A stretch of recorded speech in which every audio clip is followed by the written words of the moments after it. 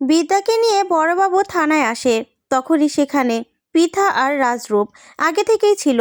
তারপরে পৃথা বলে, "এ দেখো মেয়ের কাণ্ড, আমরা তোমার জন্য অপেক্ষা করছি আর তুমি কি না এইভাবে থানায় চলে আসলে। চলো, আমাদের সঙ্গে তোমাকে যেতে হবে। তুমি তো আমার আরেকটা মেয়ে, তুমি আমার পুত্রবধূ।" তখন প্রিন্সিপাল বলে, "না, এই প্রফেসর বিদ্যা ব্যানার্জি কোথাও যেতে পারবে না। আমি ওনার নামে কমপ্লেন করতে এসেছি।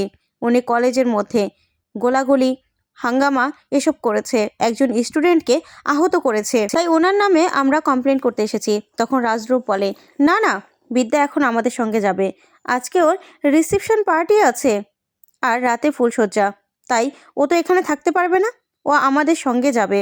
তখনই সেখানে রাজদীপ চ্যাটার্জি আসে আর এসে বলে, "না, কোনো রকম কোনো গেস্ট বাড়িতে আসবে না, কারণ কাউকে কাউকে নেমন্ত্রণ করা হয়নি। বুঝতে পেরেছিস রূপ? তুই না এসব নিয়ে একদম বাড়াবাড়ি করবি না। এটা কোনো বিয়ে ছিল না, এটা একটা সাজানো নাটক ছিল, বিয়ে বিয়ে খেলা ছিল। বুঝতে পেরেছিস কি বিদ্যা ব্যানার্জি?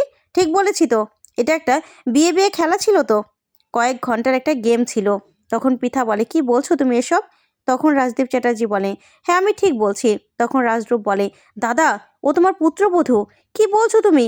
তখন রাজদীপ চ্যাটার্জি বলে, "শুন রূপ, একদম আমাদের মধ্যে কথা বলবি না।" তখন রাজদীপ চ্যাটার্জি বিদ্যাকে বলে, "আমি তোমাকে কিছুতেই জেল থেকে ছাড়া পেতে দেব না। কয়েক বছর জেল খাটো, তোমার মতো একজন প্রফেসরকে বলি দিয়েই আমি আমি আমার একাডেমিটা তৈরি করব।" তখন বিদ্যা বলে, "আপনার কি জিভ কাটা নাকি?" তখন রাজদীপ বলে, "মানে?" তখন বিদ্যা বলে, "সাপের মতো।" তখন রাজদীপ চ্যাটার্জি বলে, "বিদ্যা।" তখন বিদ্যা বলে, "একদম চিৎকার করবেন না, তাহলে কিন্তু আপনার বিপি হাই হয়ে যাবে। আর হাই হতে হতে এত উপরে উঠবে না যে আপনি না আর নিচেই নামতে পারবেন না, আপনার এমন অবস্থা হবে। শুনুন, আমিও না আপনাকে বলছি, পারলে আমাকে এই থানার মধ্যে আটকে দেখান, আমাকে অ্যারেস্ট করিয়ে দেখান, দেখান না, তারপরে দেখা যাবে পৃথা বিদ্যাকে নিয়ে বাড়ি চলে আসে।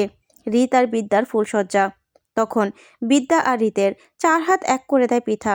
তখন তো রাজরূপ ভীষণ খুশি হয়ে যায়। ওইদিকে ওইদিকে পৃথা বিদ্যাকে বলে, "শোনো, তুমি হলে আমার ছেলের বউ, স্বামীকে আঁচলে একদম বেঁধে রাখবে।" তো বন্ধুরা, কেমন লাগলো আজকের আপডেট? কমেন্ট করে জানাও। ধন্যবাদ।